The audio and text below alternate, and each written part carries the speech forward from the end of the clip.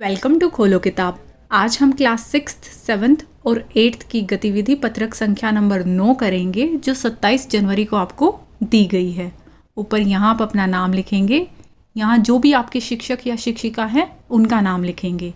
अगर आप चैनल पर नए हैं तो पहले चैनल को ज़रूर सब्सक्राइब कर दें और वीडियो पसंद आए तो लाइक एंड कमेंट करना ना भूलें। चलिए देखते हैं क्या टॉपिक दिया इस गतिविधि पत्रक में हमें। गणतंत्र दिवस। जो आपकी पिछली एक्टिविटी शीट आई थी, एक्टिविटी शीट नंबर 8 मतलब गतिविधि पत्रक संख्या 8, उसमें भी हमने यही टॉपिक पढ़ा था, गणतंत्र दिवस। उस वाले में इंग्लिश मीडियम स्टूडेंट्स को इंग्लिश में सॉल्व करनी थी और हिंदी मीडियम वाले स्टूडेंट्स को हिंदी में सॉल्व करनी थी। बट ये वाला आपका कॉमन है, इंग्लिश मीडियम वाले स्टूडेंट्स भी हिंदी में ही सॉल्व करेंगे, उनकी अलग से इंग्लिश में नहीं दी है ये वाली। और ये सब्जेक्ट आपका हिंदी या इंग्लिश नहीं है, ये मैं आपको कई बार बता चुकी हूँ। जो ये आपके गतिविधि पत्रक आ रहे हैं ये उन सब्जेक्ट्स में से नहीं है जो डेली के आपके आते थे, कभी हिंदी का, इंग्लिश का, मैथ्स का, साइंस का। ये आपका अलग से एक प्रोग्राम स्टार्ट हो रखा है, पठन अभियान। उसके अंदर कॉमन आ रही है, जैसे आपकी जेनेरिक वर्कशीट्स आती थी उन्हीं की तरह कॉमन टॉपिक है। तीनों क्लास का सेम है, 6th का भी, 7th का भी, 8th का भी। अब पढ़ लेते हैं क्या दिया हुआ है। आपको ये पिक्चर्स दी हुई हैं, साथ में उनके बारे में कुछ एक्सप्लेनेशन दिया हुआ है, कुछ लिखा हुआ है। एक एक को हम पढ़ते हुए चलेंगे। जैसे फर्स्ट में आपको ये पिक्चर दिखाई हुई है, ये क्या है? India Gate. और ये आपको तिरंगे के तीनों रंग भी दिखाए हुए हैं, केसरिया, सफ़ेद और हरा। आपने 26 जनवरी के परेड को कल टीवी पर देखा होगा या उसके बारे में सुना होगा। कल 26 जनवरी थी, हमारा गणतंत्र दिवस। आप में से कई ने दूरदर्शन पर या वैसे न्यूज़ चैनल पर देखी होगी परेड।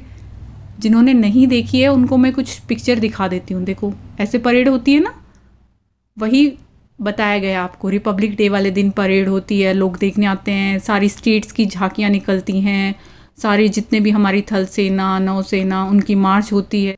अब आगे देख लेते हैं। नेक्स्ट पिक्चर में आपको दिखाया हुआ है ये हमारी संविधान की किताब। हमारे देश का संविधान 26 जनवरी 1950 को लागू हुआ था। इसी खुशी में हम हर साल गणतंत्र दिवस के रूप में मनाते हैं। अब ये वाली बात हमने पिछली एक्टिविटी शीट में भी पढ़ी थी।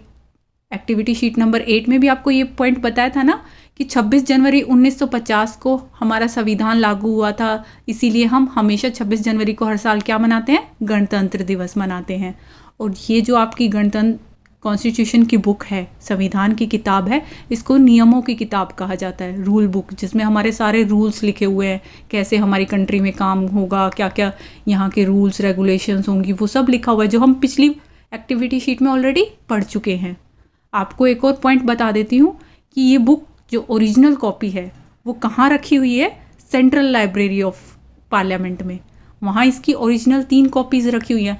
अब जैसे आपकी बहुत पुरानी कोई बुक होती है, वो ख़राब हो जाती है, इसके भी पेजेस ख़राब हो सकते हैं, बट वो ख़राब ना हो, डिग्रेड ना हो, उसके लिए क्या कर रखा है?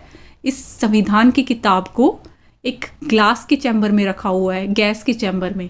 कौन सी गैस? हीलियम गैस, ताकि इसके पेजेस ख़राब ना हो, ये बुक ख़राब ना हो। ओरिजिनल जो कॉपी है जहाँ सबके साइन हैं, ये आपको वही दिखा रखा है, संविधान वाली किताब को देते हुए दिखा रखा है। इस पिक्चर में भीमराव अंबेडकर जी हैं, ये राजेंद्र प्रसाद हो गए, नेहरू जी हो गए, जवाहरलाल नेहरू जी हो गए, साथ में इनके सरदार पटेल भी दिखा रखे हैं। एक तरीके से ड्राइंग आपको दिखाई हुई है और साथ में बताया हुआ है कि भारत का संविधान बनने में 2 साल 11 महीने व 18 दिन का समय लगा था। आपको मैंने ये पहले भी बताया था कि जो हमारा इंडिया का संविधान कॉन्स्टिट्यूशन बुक है वो सबसे लंबी, मतलब वर्ल्ड की कह सकते हो आप, वर्ल्ड की सबसे लंबा लिखित रिटन कॉन्स्टिट्यूशन है। इतना बड़ा किसी का नहीं है जितना हमारा है। अब आगे देख लेते हैं। ये बच्चे सेलिब्रेट करते हुए दिखा रखे हैं। पूरे देश में गणतंत्र दिवस के उपलक्ष्य में अनेक कार्यक्रम आयोजित किए जाते हैं। आपके स्कूल्स में भी होते होंगे, अभी कोरोना की वजह से नहीं हो पाए, बट वैसे तो होते थे ना। इंडिपेंडेंस डे होता है या रिपब्लिक डे होता है, ऐसा कोई भी फेस्टिवल होता है तो हर स्कूल में भी सेलिब्रेट करते हैं, अलग अलग वहाँ प्रोग्राम्स करते हैं। आगे देख लेते हैं। नेक्स्ट पिक्चर में क्या दिखाया हुआ है? इस दिन राष्ट्रपति द्वारा हमारा राष्ट्रीय ध्वज फहराया जाता है। ये आपको राष्ट्रीय ध्वज दिखाया हुआ है, हमारा जो नेशनल फ्लैग है वो दिखाया हुआ है। और कौन फहराता है इस दिन? राष्ट्रपति। राष्ट्रपति कौन है इस टाइम पे? हमारे रामनाथ कोविंद जी, उन्होंने फहराया। अब हर जगह तो वो जाके फहरा नहीं सकते हैं, वो तो इंडिया का दिल्ली में वहाँ रिप्रेजेंट कर रहे हैं, वहाँ फहराएंगे। बाकी स्टेट वाइज जहाँ जहाँ जो भी सेलिब्रेशन हो रहा है हर स्टेट में वहाँ के राज्यपाल फहरा देते हैं, जैसे आपके स्कूल में आपके हेडमास्टर फहराते होंगे झंडा। बट मेन अगर आप इंडिया की, जहाँ इंडिया का पूरा सेलिब्रेशन होता है, जहाँ पूरी धूमधाम से मनाया जाता है, राजपथ पर इंडिया गेट तक जो चलता है आपका प्रोग्राम, उसमें कौन फहराते हैं? राष्ट्रपति। अब आगे देख लेते हैं। सेम वाली पिक्चर आपको पिछले गतिविधि पत्रक 8 में भी दिखाई हुई थी, जिसमें इन सबको एक मार्चिंग टीम को बताया हुआ था कि बताओ ये कौन सी शेप बना रहे हैं, जिसमें हमने आंसर लिखा था कि ये एक त्रिभुज का आकार बना रहे हैं, ट्रायंगल की शेप बना रहे हैं। अब क्या लिखा हुआ है? इस दिन दिल्ली के राजपथ पर बहुत बड़े समारोह का आयोजन किया जाता है। वही आपको बताया, राजपथ पर जो बड़ा समारोह आयोजित किया जाता है वहाँ हमारे राष्ट्रपति झंडा फहराते हैं, और पूरा प्रोग्राम टीवी पर भी आता है, आपने लाइव देखा भी होगा कल। अब क्वेश्चन आंसर देख लेते हैं। इस लेख के आधार पर बताइए, आपको ये क्वेश्चंस दिए हुए हैं। फर्स्ट है, हम गणतंत्र दिवस क्यों मनाते हैं? अब इस क्वेश्चन का आंसर आपको पिछली एक्टिविटी शीट में भी बताया था और इसमें भी बताया था, सेम पॉइंट बताया था कि 26 जनवरी 1950 को हमारा संविधान लागू हुआ था और इसीलिए हम गणतंत्र दिवस मनाते हैं उस दिन, क्योंकि हमारी वो जो नियमों की किताब थी, रूल बुक थी, वो अप्लाई की गई थी। तो आप क्या लिखोगे इसके आंसर में? हमारे देश का संविधान 26 जनवरी 1950 को लागू हुआ था और इसी खुशी को हम हर साल गणतंत्र दिवस के रूप में मनाते हैं, क्योंकि इस दिन हमारा संविधान मतलब जो आपकी रूल बुक है, नियमों की किताब है, वो लागू हुई थी। अब 1950 से लेके अब तक कितना टाइम हो गया? इस बार कौन से वाला रिपब्लिक डे था? 73rd Republic day. Next question देख लेते हैं। आप अपने देश के लिए क्या करना चाहोगे और क्यों? कोई एक बात लिखिए कि आप अपने कंट्री के लिए कुछ ऐसा क्या करना चाहोगे, आपको वो बताना है। अब बहुत से इसके आंसर बहुत हो सकते हैं, हर बच्चा कुछ अलग सोच रहा होगा कि वो देश के लिए ये करेगा, वो करेगा, बट मेन चीज़ क्या है? सबसे पहले हमें एक अच्छा नागरिक बनना पड़ेगा। अगर हम अच्छे नागरिक होंगे तो हमारा देश भी फिर उसी हिसाब से तरक्की करेगा। अगर आप अच्छे नागरिक बनोगे तो ही आप देश के लिए कुछ कर पाओगे। तो मेन फर्स्ट एम तो यही होना चाहिए। अभी तो जैसे आप बच्चे हो तो अपनी पढ़ाई पर ध्यान दो, उसी के हिसाब से फिर आप आगे लाइफ में करियर चूज़ करोगे कि मेरे को आर्मी में जाना है, नेवी में जाना है, या टीचर बनना है, या कोई आपको एंटरटेनमेंट वाले फील्ड में जाना है कि मैं बहुत अच्छा एक्टर बनूंगा, ऐसी ऐसी फिल्में बनाऊंगा जो देशभक्ति से रिलेटेड होंगी, या फिर जो सामाजिक बुराइयां हमारे सोसाइटी के अंदर हो रही हैं मैं उनके खिलाफ लड़ाई लड़ूंगा। ऐसे बहुत से ऑप्शन हो सकते हैं। मैं आपको जनरल आंसर बता देती हूँ। आपको ये पूरा आंसर नहीं लिखना है, आप कोई एक पॉइंट चूज कर सकते हो। जैसे प्रत्येक छात्र भविष्य के देश का प्रतिनिधित्व करता है, मतलब हम ही रिप्रेजेंट कर रहे हैं अपने देश को। जो बच्चे होते हैं वही तो देश का भविष्य होते हैं, इसीलिए वो बोला जाता है कि अगर बच्चे अच्छे से पढ़ेंगे लिखेंगे वही कल को देश को चलाएंगे, वही रिप्रेजेंट करेंगे अपनी पूरी कंट्री को। तो मुझे अच्छा नागरिक बनना है। नागरिक अच्छा कैसे होगा?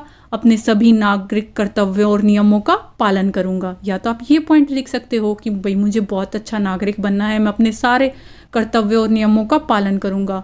जो आपको जैसे वोट करने का जब टाइम आएगा तो हमेशा वोट करूंगा, कुछ गलत हो रहा होगा तो उस चीज़ के खिलाफ लड़ाई आवाज़ उठाऊंगा। ऐसे नहीं है कि कुछ गलत हो रहा है तो बस आंख बंद कर ली, नहीं कुछ करना।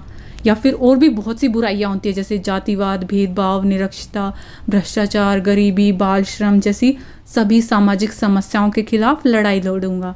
अब कोई बच्चा ये इतना पॉइंट भी लिख सकता है, या वो पीछे वाला ये पॉइंट भी लिख सकता है कि मैं थल सेना, नौसेना या वायु सेना में शामिल होकर अपने देश की रक्षा करूंगा या करूंगी। क्वेश्चन में आपको यही पूछा था कि आप क्या करना चाहोगे और क्यों करना चाहोगे। जैसे अगर कोई कहे मैं थल सेना को ज्वाइन करूंगा या नौसेना को या वायु सेना को ज्वाइन करूंगा, तो क्यों करेगा? क्योंकि उसको अपने देश की रक्षा करनी है।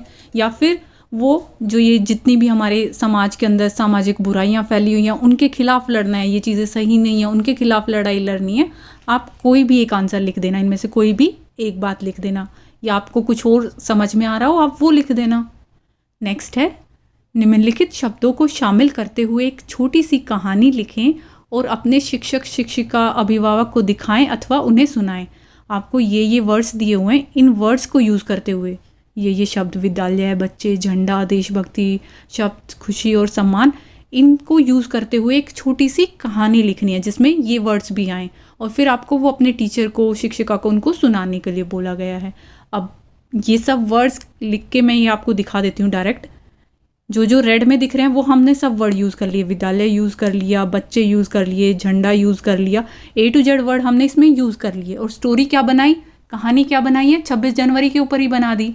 अभी जैसे एट प्रेजेंट किसी के स्कूल में ऑर्गेनाइज नहीं हुआ होगा गणतंत्र दिवस समारोह, या हो सकता है कुछ के में हुआ भी हो, हमने ऐसे ही कहानी बना दी कि 26 जनवरी को हमारे विद्यालय में गणतंत्र दिवस व सम्मान समारोह का आयोजन किया गया, जिसमें प्रधानाचार्य ने राष्ट्रीय झंडा फहराया। तो इसमें आपके 3 वर्ड आ गए, विद्यालय भी आ गया, सम्मान भी आ गया और झंडा भी आ गया।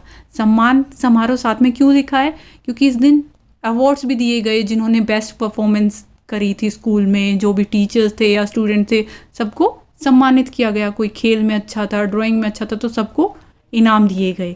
साथ में गणतंत्र दिवस भी मनाया गया, कहाँ, अपने स्कूल में। कहानी बनानी है आपको। नेक्स्ट है, सभी बच्चे बहुत उत्साहित दिखे, कि सब बच्चे बहुत खुश थे, क्योंकि इन्होंने बोला था ना बच्चे वर्ड भी यूज़ करना है, तो हमने वो भी यूज़ कर दिया। कार्यक्रम के दौरान राष्ट्रीय गान और देशभक्ति गीत गाए गए, जो देख हमें बहुत खुशी हुई कि इस कार्यक्रम पूरा एक तरीके से ऑर्गेनाइज किया गया था ना गणतंत्र दिवस और सम्मान समारोह, तो उसमें वहाँ राष्ट्रीय गान भी गाया और साथ में देशभक्ति के गीत भी गाए। हमें देशभक्ति वर्ड यूज़ करना था, तो इसीलिए लिख दिया कि देशभक्ति के गीत गाए, जो देख हमें बहुत खुशी हुई। इस मौके पर शिक्षक शिक्षिकाओं ने हमें स्वच्छता की शपथ दिलाई, मतलब टीचर्स ने हमें एक तरीके से शपथ दिलाई कि हम लोग कभी गंदगी नहीं फैलाएंगे, हम अपने आसपास सफाई रखेंगे, ऐसी हमें शपथ दिलाई गई। अब आप चाहो तो अपनी तरफ से कोई और कहानी बना सकते हो, ऐसे कुछ भी कहानी आपको बनानी है, बस ये ध्यान रहे कि ये सारे वर्ड्स उसमें आप यूज़ करें जितने आपको वर्ड्स दिए हुए हैं। इसी के साथ ये एक्टिविटी शीट आपकी कंप्लीट हुई। मिलते हैं नेक्स्ट वीडियो में अगली एक्टिविटी शीट के साथ। Don't forget to like, comment, share and subscribe the channel. Thank you.